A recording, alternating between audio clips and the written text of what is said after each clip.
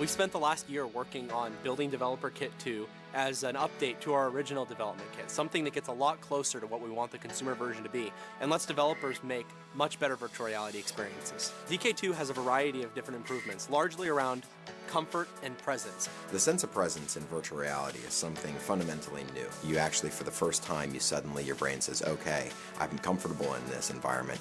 I know it's not real, but I think it is. With the second developer kit, a year of R&D, we're getting a lot closer. DK2 has lower latency, higher frame rate, higher resolution, and low persistence, along with full 6-dot positional tracking. All of these combined allow for much better gameplay experiences and a much more comfortable user experience. With DK2, we now have sub-millimeter accurate position tracking, which means that the views can respond the way it actually should in all cases. That allows you really to lean forward, lean backward in space, lean around corners. It just opens up so many gameplay opportunities and changes fundamentally the way you can develop content. Another huge improvement that we made is using a low persistence display. Our low persistence display shows an image only for a brief amount of time. Then the display goes dark until the next frame comes in. Doing this at a high enough frame rate means that your brain does not see any motion blur or any judder in the resulting image. 2 years ago, I thought all we needed was faster pixels, get to 120 Hz OLED response time, and we were done. And it was really exciting to see Valve's research, which demonstrated so vividly what a difference the low persistence display makes. We've also greatly reduced the latency in our system by improving our code, video pipeline, and display.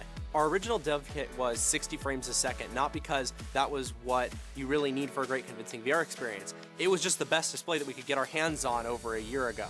Now we're using a higher frame rate OLED display that really makes a huge difference. It's really not that there's just one thing that's better about DK2. It's how all these new features come together to really take the experience to a whole nother level. We've spent the last years figuring out what consumer virtual reality needs to be. We know what we need to ship.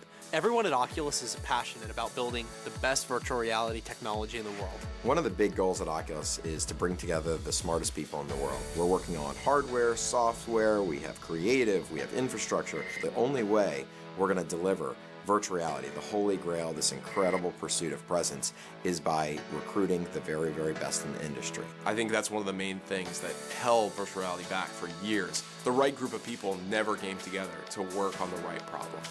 I think that's what Oculus has done. We're bringing together the best developers in the world, the best talent in the world, across multiple disciplines to build something that everyone thought couldn't exist. The virtual reality community is stronger than it's ever been before, and we would not be where we are without them. There are hundreds of virtual reality experiences being created, more content in the last year made for VR than in the last 20 years combined.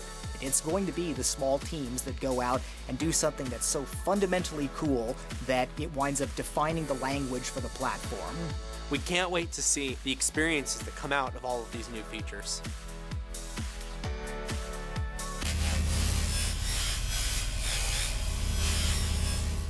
All right, welcome to Gamers Station, and today I've got a really interesting game that released earlier this year. It's called Broken Age, and it's a classic traditional 2D point-and-click puzzle adventure game, and it's by Double Fine, which is Tim Schafer. And Tim Schafer, this is his first return to the genre since Grim Fandango from the 90s, which is absolutely amazing. And Broken Age, currently Part 1 or Act 1 is on sale, and it's going to cost $25 US, which is about 80 ringgit.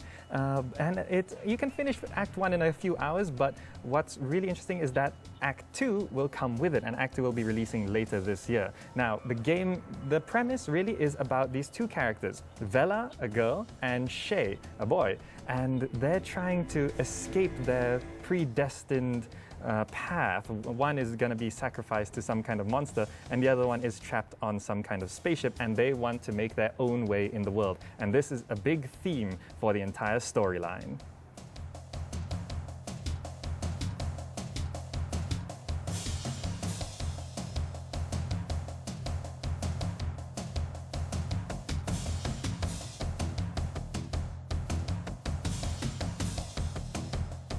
So, what's the game actually like? Well, first of all, it's got this amazingly beautiful 2D art, handcrafted crayon art style, which is just beautiful to look at. And in general, it's, like I said, a traditional point-and-click game where you use the mouse, point and click around the environments, you explore the environments, you collect items, you talk to really interesting characters and try to solve some dialogue problems. And you can combine items and then use them on the world around you to try and figure out these puzzles. But in essence, the story, the game really is mainly about the story and the narrative. It's very character driven, and the story tends to swap between Vela and Shay's perspective, and there's some interesting plot twists out there. And in the story itself, it really deals with some really critical thinking issues, and also some issues that plague us every day in terms of what our parents expect us to do, what we want to do with the world, what we envision ourselves in the future. And the characters basically have to fight their way through their own lives. And it's really, really interesting. And the way you can combine items together, it really is reminiscent of the previous classic 2D puzzle adventure point and clicks.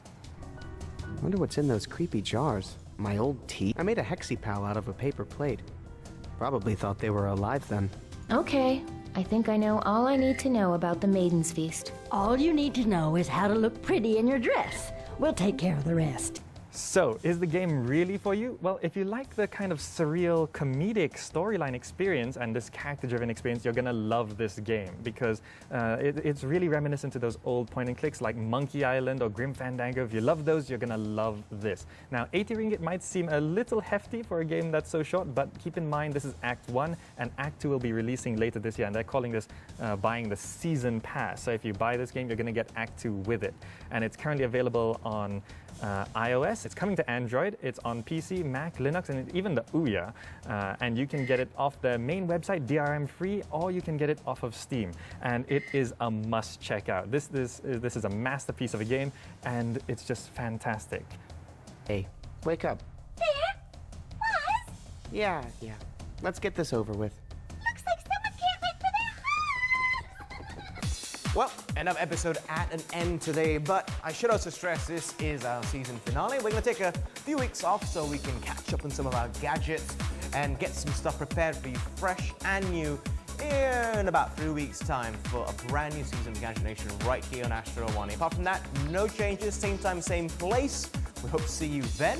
And of course, do find us on Facebook and Twitter and YouTube, etc. Absolutely love to hear from you. Just look up Gadget Nation. My name is Adam Carruthers. Till next time.